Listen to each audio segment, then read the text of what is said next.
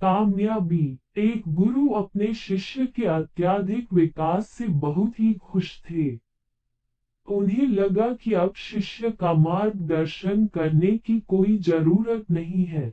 इसलिए उस शिष्य को एक नदी किनारे बनी अपनी छोटी सी कुटिया में छोड़कर निकल पड़े।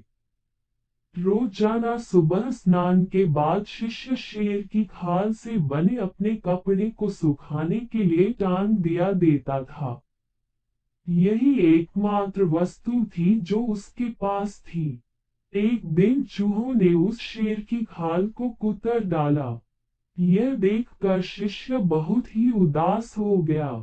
वस्त्र न होने के कारण वह दूसरे वस्त्र मांगने गांव वालों के पास पहुंचा। अगले ही दिन चूहों ने दूसरे वस्तु में भी छेद कर डाला। चूहे से परेशान होकर उसने एक भी बिल्ली पाल लिया। अब उसे समस्या चूहों से तो नहीं थी, लेकिन बिल्ली उसके लिए परेशानी का सबब बन गई। उसे अपने खाने के साथ साथ बिल्ली के लिए दूध का इंतजाम करना पड़ता था। एक दिन उसे लगा कि मैं कब तक का गांव वालों से मांगता रहूंगा। क्यों ना मैं खुद ही एक गाय रख लूं। जब उसे गाय मिल गया तो फिर उसके लिए चारा मांगने की जरूरत पड़ी। उसे लगा कि झोपड़ी में चारों ओर घास से इसका काम चल जाएगा। लेकिन इसमें उसके सामने गाय को चराने की समस्या खड़ी हो गई। गाय को चुराने के चक्कर में उसे ध्यान के लिए पूरा वक्त नहीं मिल पा रहा था।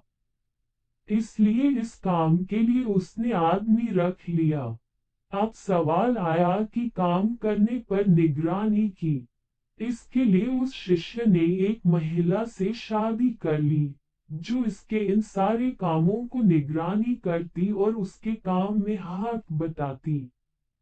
आगे चलकर ऐसा वक्त आया जब वह गांव का सबसे धनी व्यक्ति बन गया।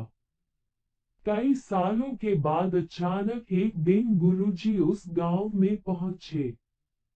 सब कुछ बदला हुआ देखकर वे दंग रह गए। उन्होंने देखा कि जहां कभी कुटिया हुआ करती थी वहां आज एक आलीशान इमारत खड़ी है। उन्होंने एक नौकर से पूछा, क्या यह वही जगह नहीं है जहां कभी मेरा एक शिष्य रहा करता था? नौकर उन्हें कोई जवाब देता, इससे पहले ही गुरु का वह शिष्य हाजिर हो गया। गुरु ने उससे पूछा, वत्स आखिर ये सब क्या है? इस पर शिष्य ने कहा, आपको विश्वास नहीं हो रहा है ना? लेकिन मेरे पास सिवाय इसके कोई दूसरा तरीका नहीं था कि मैं शेर की खाल को हटा देता। इस कहानी से हमें यह सीख मिलता है कि छोटी जरूरत या बदलाव के आधार पर बड़े परिणाम मिलते